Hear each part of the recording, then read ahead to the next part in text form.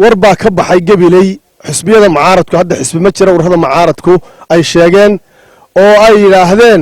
degmada gabiley dumarka lagu xidhaado qofku waxa weeye waa la xidhi karaa si xadhiga laga jaray dugsi lagu baranayo farsamada gacanta oo ay haweenku ku baranayaan gudaha jeelka magaalada gabiley sidoo kalena waxa iyaduna xadhiga laga jaray qaybo kamid ah jeelka magaalada gabiley halkaasi oo ay ka soo qayb galeen taliyaha guud ee ciidamada asluubta Axmed Cawaale Yuusuf Libaax iyo waliba barasaabka gobolka Gabiley maayirka magaalada Gabiley iyo wasiiro kale waxaana ugu horeyn halkaasi uga warbixiyay taliyaha ciidanka asluubta ee jeelka magaalada Gabiley Khalid Sheekh Xuseen Nuuriye waxaana hadaladiisii kamid ahaa qorsho maanta waxa laba arrimood xabsiga cusub la furo iyo mashruuca vocational training qaybta dumarka oo ina xariga laga jaro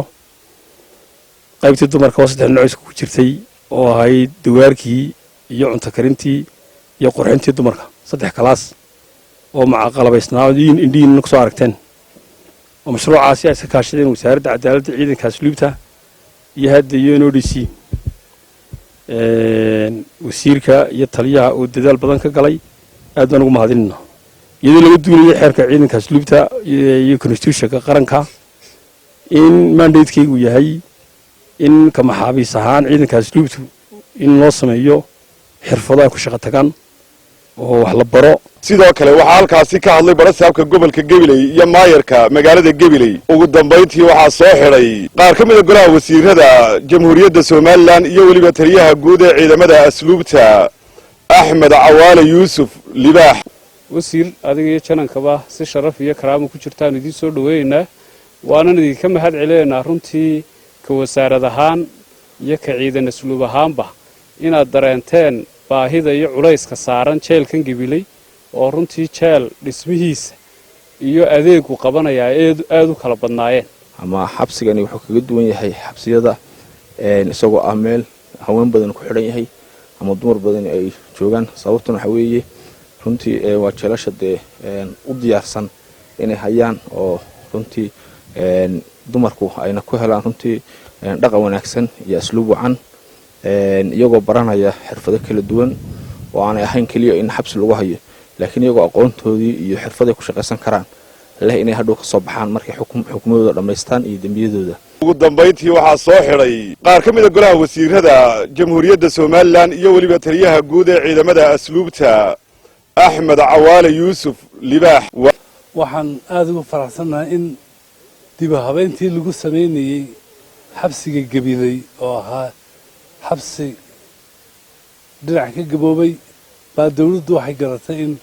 ay dib u habeyn ku samayso oo kordhiso xabsi ahaan xabsi cusub oo la furayay maaha waa xabsi dawladdu dib u habeyn ku samaysay oo ay fidisay dhismihiisa iyo dhulkii u bannaanaa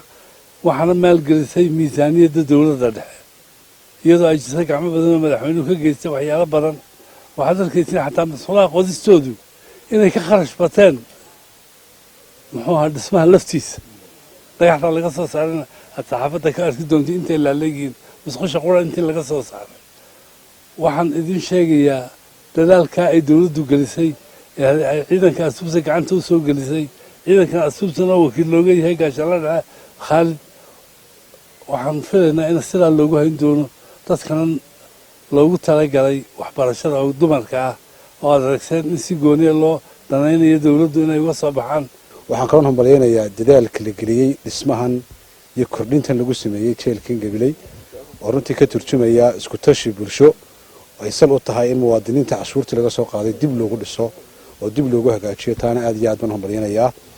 anaga ka wasaarad ahaan mas'uuliyadda saaran waa iskaashiga ka dhaxeeya wasaaradaha iyo ciidamada oo ah dadka halkan ku xidhan ay ku jiraan dad fara badan oo dhalinyaro si aanay u waayeen aqoontooda iyo xirfadoodina waxaan ku hambaleynayaa